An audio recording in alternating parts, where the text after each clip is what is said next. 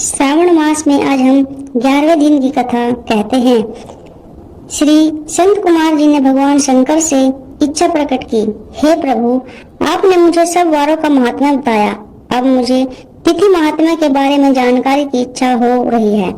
श्री उमापति बोले, संत कुमार, श्रावण का महीना मुझे सब महीनों में सबसे प्रिय है। श्रावण मास की प्रतिपदा यदि सोमवार को पड़ती है तो श्रावण मास में 5 सोमवार होंगे। ऐसा होने पर यह रोटक व्रत कहलाता है। उस दिन मनुष्य को व्रत रखना चाहिए। यह 3.5 मास का भी होता है। रोटक व्रत लक्ष्मी की वृद्धि करने वाला, सब कामनाओं को पूर्ण करने वाला और समस्त सिद्धियों को देने वाला है। अब मैं तुमको रोटक व्रत को करने का विधान बताता हूँ। श्रावण मास की शुक्ल पक्ष की प्रतिपदा को प्रातः उठकर रोटक व्रत करने का इस प्रकार संकल्प करना चाहिए, आज से मैं रोटक व्रत करूंगा। हे जगत गुरु, मुझ पर कृपा करें। इस प्रकार संकल्प कर प्रतिदिन मेरा भगवान शंकर पूजन करना चाहिए। अखंडित बेलपत्र, तुलसी पत्र, नील कमल, कमल, कलहार, कुसुम, चंपा, मालती, कंद, अर्क आदि पुष्पों तथा अनेक प्रकार के ऋतुकालीन फूलों से धूप दीप नैवेद्य तथा अनेक प्रकार के फलों से पूजन करनी चाहिए। पुष्पहार नाम से 5 रोटक बनाने चाहिए। उनमें से 2 रोटक ब्राह्मण को देने चाहिए, 1 रोटक नैवेद्य के रूप में मुझे अर्पित करना चाहिए, 2 रोटक व्रतधारी को खाने चाहिए। केला, नारियल,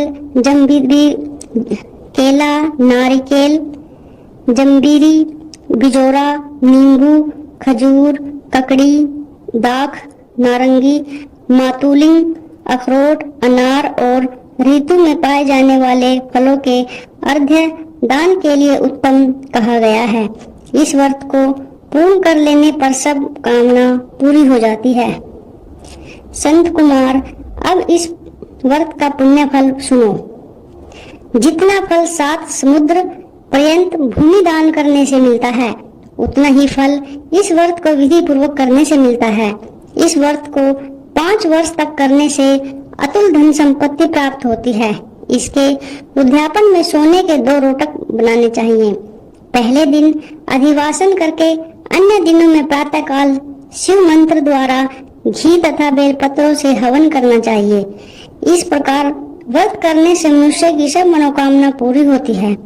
संत कुमार, अब तुम द्वितीय के व्रत को सुनो। इस व्रत को करने वाला प्राणी लक्ष्मीवान तथा पुत्रवान हो जाता है। यह व्रत औदुंबर नाम से प्रसिद्ध है। यह सब पापों को नाश करने वाला है। मनुष्य को श्रावण मास की द्वितीय तिथि को प्रातः संकल्प करके विधिवत व्रत करना चाहिए। इस व्रत में गुल्लर औदुंबर के पेड़ की पूजा की जाती है। गुल्लर का पेड़ न मिल सके तो दीवार पर गुल्लर के पेड़ का चित्र बना लेना चाहिए। अर्चन विधि, हे औदुंबर, आपको नमस्कार है। हे हेम पुष्पक, आपको नमस्कार है। जंतु फल युक्त, लाल अंड तुल्य, सली युक्त, आपको नमस्कार है।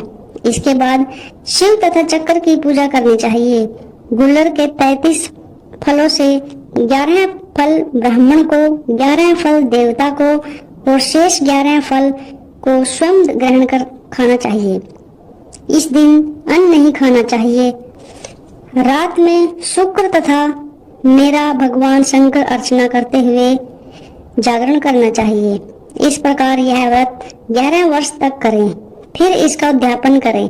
उद्यापन में सोने का फल, पुष्प, पत्ते आदि के साथ गुल्लर का पेड़ बनाकर उसमें स्वर्ण की बनी शुक्र तथा मेरी मूर्तियां रखकर पूजा करनी चाहिए।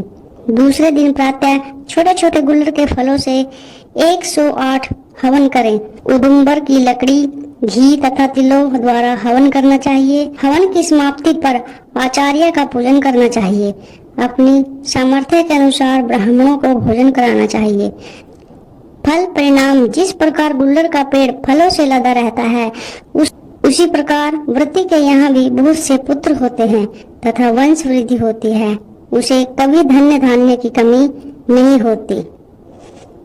हर हर महादेव।